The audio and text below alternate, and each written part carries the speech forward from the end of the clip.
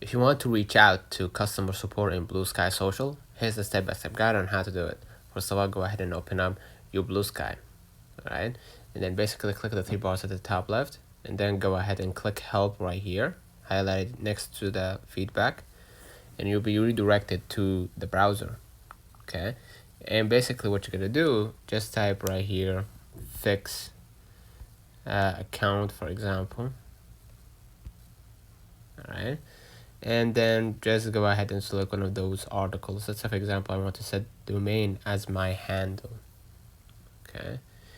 And basically I can scroll a little bit down right here, right, and see more about this article, right?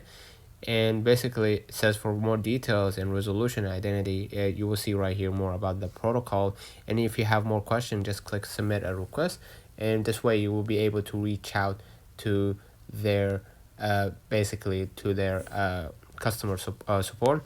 Enter your email address, username, and then the category, account login, custom domain, product suggestion, moderation, or other, right? And be specific, and then write your request and select the type of device that you're using now, and add an attachment which is optional to support your problem. So let me know in the comments if this video helped you. Don't forget to like and subscribe, and thank you for watching.